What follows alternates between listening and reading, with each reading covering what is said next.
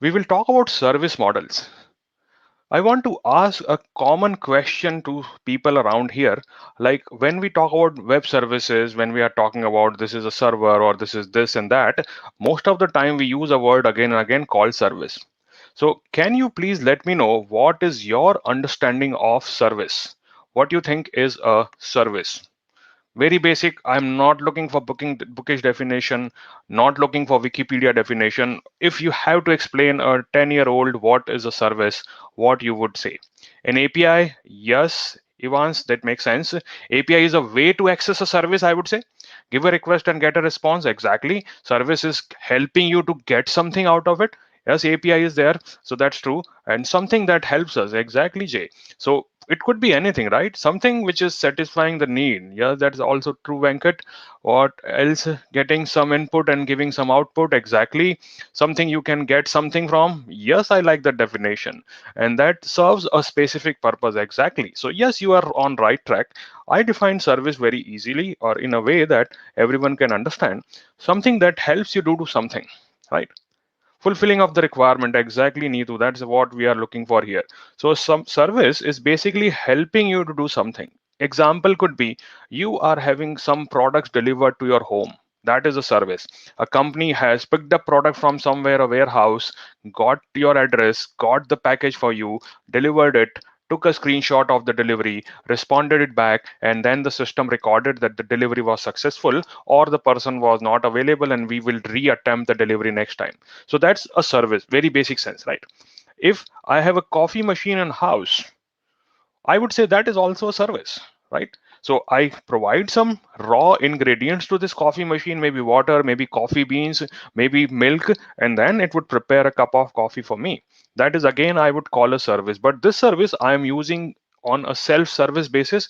What if I want to have a coffee and then I prefer to go to a cafeteria? So there would be a barista qualified who would be able to make coffee for me, and I'm pretty sure it would taste better than my homemade machine. So probably I would go there.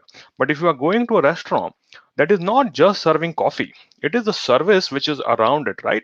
Like you would have a good sitting place, you would have a nice ambience, you would have people to talk to, maybe a good Wi-Fi speed, maybe little magazines to read into. That's all we are trying to utilize. BeSA is a service, exactly, Jatin. I like that. So yes, exactly, that is a service which we are offering and it is free. Don't worry about charges.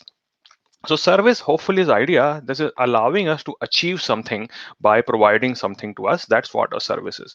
Now, when we talk about cloud, cloud has different mechanism. I was reading some comment and some people are talking about infrastructure as a service, then software as a service. So I'll try to demystify that thing by taking a very basic example. I would talk about how service models are different, and let's talk about pizza as a service, right? Probably everyone likes pizza. I don't like pineapple pizza, but other pizzas I like. I'm a vegetarian, so my choice is limited, but I exactly like pizzas very much. So let's see how pizza as a service can relate you to understand some of the basic concept. You have a carving for getting a pizza, right? You want you hungry now, pizza da? So probably you will have pizza. That's good. So let's say we want to have a pizza. Let's see what options we have. One option for me is if I am very good at cooking, I would make it at home, right? But my experience with kitchen is maximum up to boiling water for tea, nothing beyond it. So probably this wouldn't work for me. Make it home won't work for me. Another option is I can buy it from a supermarket and bake it at home. So I take pizza from a supermarket and bake it at home. Third option for me is that I can ask a pizza to get delivered to my home. Lots of apps available, Deliveroo or Uber Eats, and I can get my pizza delivered for myself. Or if I'm willing to go out and if weather is nice in London, I would probably go out and eat out. Right. So same thing. Intention is I want to have pizza. What are the options? These are the multiple options which are available. Let's see what are the way these relates to our cloud services. So if I'm making pizza at home, what I have to do, I have to take care of all these things like the drone delivering. That's good. So cheese topping, then tomato sauce, pizza dough, fire, oven, electricity or gas for it, soda, and a dining table. I have to arrange all these things. Then only I would be able to make pizza. So these are the basic things which I have to take care when I am making pizza at home. When I'm taking and baking things, right? When I take pizza from a shop, which is like a frozen pizza which I got. So what happens here? In this first case, I was managing everything from cheese to topping up to fire up to dining table. But when I take a pizza from shop, somebody has already prepared it for me. Pizza dough is ready, tomato sauce has been put on that, there is a topping, there is a cheese on it. So they have taken care of this. That is been managed by the vendor, right? So that is vendor managed pizza. We will talk about how these relate to infrastructure or software. Just give me a minute, I'll come back to that point. Now, if I have this pizza taken from outside, I still have to take care of fire. So I have to heat it. I need electricity and gas for that. I would be looking for soda and probably a dining table where I can easily sit and eat my pizza and enjoy it. So that is one of the model which we have. If I am talking about pizza delivery, then if you see, my responsibilities are becoming lesser and lesser, isn't it? Right. So what I'm doing here, I am not utilizing anything now. I don't bother about electricity. I am getting my pizza delivered. So what I may want to have now, maybe just the soda and a dining table. That's all I have to worry about. I have to have these things. But in case we have intention to go out, then we do nothing at all. We do not need to prepare at all anything. I'll go to a restaurant. Probably I may have to book a ticket if it is book a table if it is too busy time of the year. I would go there, get my pizza, pay the money. That's all. I do not worry about at all anything. Right. Hope everyone is following the analogy. Yes, Jay, just eat. Now, what we are trying to achieve here, if I explain this from now computing perspective, the very first one, make it home, is a traditional on-premises approach where you take care of server, networking, component, install it, configure it, maintain it, operate it. That is what you are doing. That's all we call traditional approach on premises. Second, when I'm saying taking and baking it, so that I can relate to infrastructure as a service. Somebody has created infrastructure for me, a pizza, and then I use it, but I am adding my own things in that. So maybe my own fire, I may want to bake it crisp. I may want to keep it little simple, little less baked. It's up to me, but I have control. That is what my infrastructure as a service is. Next one, when I'm getting a pizza delivered, that I can think is a platform as a service. A restaurant has provided a platform where I can go and order and I can get my pizza delivered. Somebody would deliver. That's what my platform as a service looking like. And when I'm eating out, like you were a lot of people were saying exactly, then fourth one is software as a service. I'm just getting my pizza and that's all I'm worried about. So hopefully everyone got a little idea that how all these things relate to. So I try always to explain technology from day-to-day life perspective, because technology is not coming from space. It is being developed from the processes we already know about.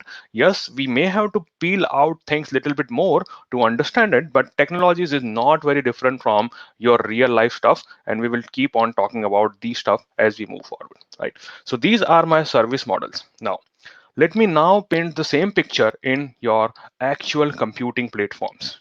So if I have a traditional server on premises, I would take care of networking, storage, virtualization, everything would be maintained by me. That is my on premises infrastructure, right?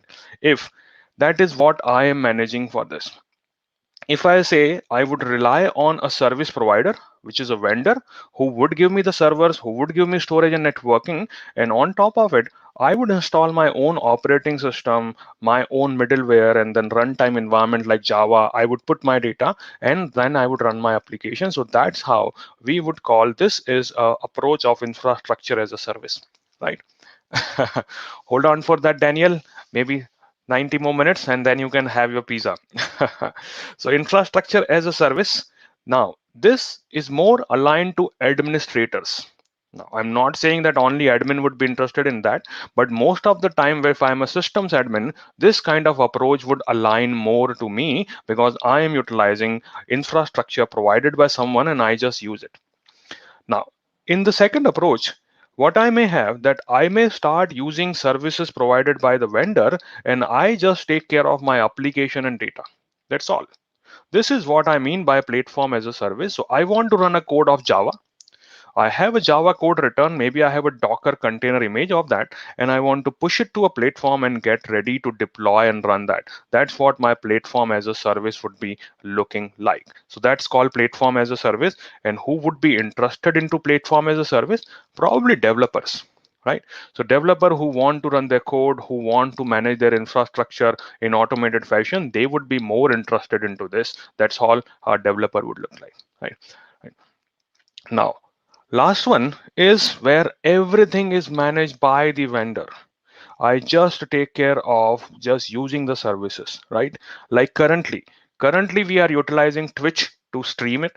Later we would use YouTube to push this video, and maybe we are using LinkedIn to message people around that what they want to use. So that's the exact same thing is happening here, that we are trying to utilize this software as a service. Somebody has installed the software for me and I just utilize it. They maintain my data for me, they store my video like YouTube is storing my video, and I just utilize all these type of stuff. So that will be called as a software as a service. So Cloud9 we considered platform as a service.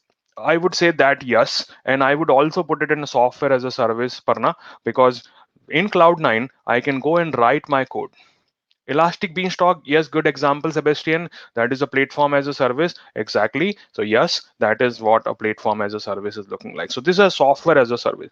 And this would be more concerned for end user. If I'm an end user, I would be focusing more on this kind of stuff where I want to get a software delivered, like you are utilizing Twitch, you are utilizing YouTube, you are utilizing Netflix. These are all your software as a service given to you. Office 365, great example, Katara. Abhishek, that is exactly great example of what a software as a service is looking like. Slack, exactly. Slack is a software as a service. So hopefully everyone is clear. Now let's see if we have get all this infrastructure. Fargate comes under software as a service as a platform as a service. I would say it's a platform, Devashish, but I am trying to explain one more thing here. AWS doesn't differentiate anymore between these. We all say that these are building blocks. You will not find lot of documentation which is new which talks about IaaS or PaaS or SaaS, because the line is becoming blurred day by day, right? The line is becoming so thin, so undifferentiating that there is no point to talk about it. Let's call everything as a cloud service. We call them building blocks, like a Lego. Like when your son or daughter is playing with Lego, they may make a small house from it, they may make a giant Robocop from that, they may make a small just a brick from that. So it depends. So these Lego blocks are there and you decide what you want to make from it. Obviously they need to be arranged in a different fashion, they need to be arranged into a different format, but the basic component remain the same. That is what our AWS services are. All right. Let's move forward. Can you explain more why, whereas why administrator will be interested in infrastructure as a service? Why? Because if I am a admin, right? So I have to take care of racking and stacking of the servers. And if I have to expand it, then I would be looking for having more physical space to put my server. And why I would be interested in, maybe I am deploying a operating system which is pretty unique to my needs, which is pretty customized for my need, which a cloud provider is not offering.